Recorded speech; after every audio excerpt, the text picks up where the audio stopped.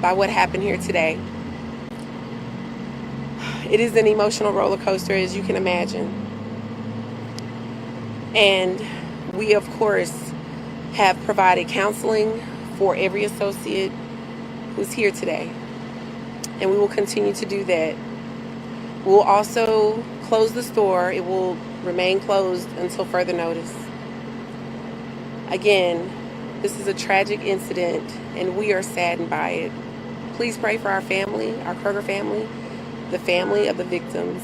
And we're asking today that you will, for the integrity of this investigation, please direct all questions to the Collierville Police Department.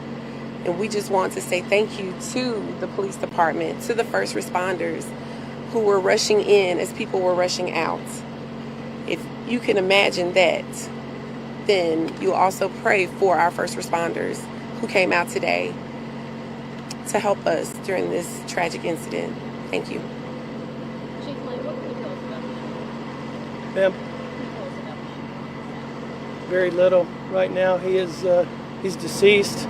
We're still continuing the investigation. It's ongoing. There's search warrants that are going to be carried out shortly at different locations, or at one in particular. Can't give that out, so I know that's the next question.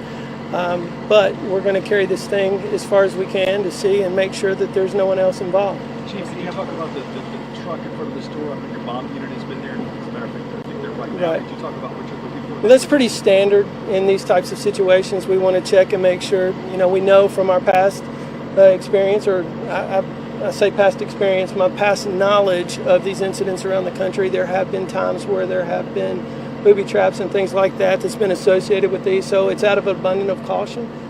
We have the resources here. We have some of the finest specialized resources in this part of the country, and they've been here for a long time preparing for terrorist type attacks. In this case, we don't believe that's involved here, but it's early in the investigation and we're continuing on. But it's just making sure that any contact that we keep this community safe. Chief, what about this trip? Victims? How many were customers? How many were employees? I don't have that information right now. We'll try to get that for you tomorrow. Do you know their status? Do you know their conditions? Right now, it's still the same. I know that we had one in surgery and another in ICU. And so y'all continue to pray. We don't want there to be any more loss of life. Chief, what about this gunshots? Because there's a chance that someone might have tripped. Any other injuries? Were they all gunshots? I don't have any information to support that. Yes, sir, Brad. Chief, what about the training that you all have dealt with in active shooting investigation? Without getting away specific tactics, but what helped your officers today potentially have something worse happen? It hasn't been 3 months. The Collierville Police Department hosted a multi-agency active shooter training scenario with our law enforcement partners, fire, and I'm very thankful that we did. It's a whole lot easier to go through. You make your mistakes there.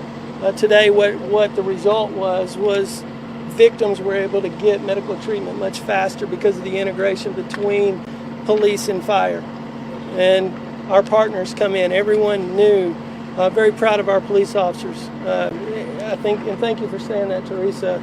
It's one thing to see it on the news, but it's another thing when you're having to go in and know that there's a potential person armed on that other side, and there was not one person that didn't. That building was flooded with blue uniforms, and I'm very thankful for them. Do you know any officers had connection to any of the victims from this store in particular? That's part of the investigation. We're not going to get into that. Were any officers? Ma'am? I know you said you don't know who are customers, who are victims. When you say the person who was killed, do you know if they were a customer or an employee? It's part of the investigation.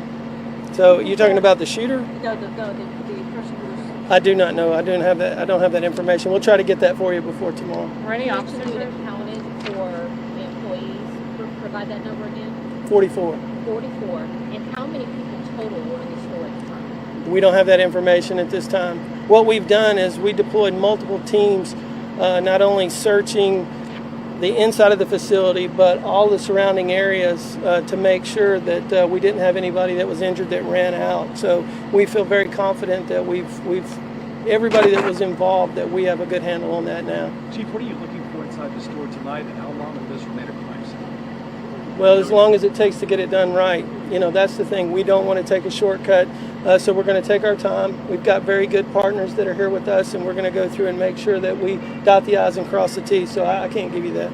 We know a bomb squad was looking at a car. Can you say what was discovered or not discovered there? Nothing's been discovered at this point. If Chief, can you just clarify if the shooter was an employee? Ma'am? I can't comment on that right now. Can you say if the shooting, did anything happen at the store earlier this morning? No, as far as we know, there wasn't any other incident that led up to this at this point. Were any officers hurt? No officers were hurt. Chief Lane, what's next for the emotional toll that's taken on your officers? It's not every day a police department deals with an active shooting. How's your department doing? What's next for you all after this afternoon? Right now, our primary concern was scene stabilization and making sure that we get the victims the medical help. But there will be a time where we'll do critical stress debriefings with our officers. There'll be officers that involved in similar situations come from across the state that we'll talk about it, and what did we do right? Is there things that we can do better, and those kinds of things? I don't know if you noticed, but we had chaplains here. We graduated 9 chaplains 2 weeks ago, and we had 3 chaplains on the scene here offering their services. I'm very thankful that they were here. Can you say what type of weapon was used? Nope. Did you say how many? No, ma'am. That's part of the investigation. So what we don't want to do is, I know you want that information, and we want to give it to you. We're not. What we have to make sure is that there's no one else involved in this, and the more information we release, the more we compromise potential investigation going forward. So we're going to get you the information eventually, but right now, please bear with me. Kroger also has security. I'm not sure. You want to answer that Ms. question? Dickerson, What I did here. did the Kroger have security at the time? So we'll give you that information as soon as it's available. I'll get with him and he can provide another update. Chief, was there a time when you thought there was a second shooter? We have to go into it anticipating that that's the potential for it, but there was no credible evidence that there was a second shooter. Most of our first-hand witnesses pointed to one. I know there was some reports that I think we talked about in the first briefing where there was an individual on the roof. I can personally tell you that was a Kroger employee because I was part of getting him off. So that was definitely a Kroger employee. Chief, I know this has been asked, but I'm getting a lot of questions from a report on the other side with the checking of that vehicle. Something was give us any other updates about what's happened. It's not clear yet. Well, we're not going to release what's been removed from that vehicle, okay? If there's something, I wasn't aware of that. I'm sure there's somebody that's got eyes on it. I'm kind of staying back, and we're trying to let our professionals do their job. So, but 2 more questions. Can you go through the timeline of events one more time, please? Okay, we told you at the last briefing that the first call came out at 1:30.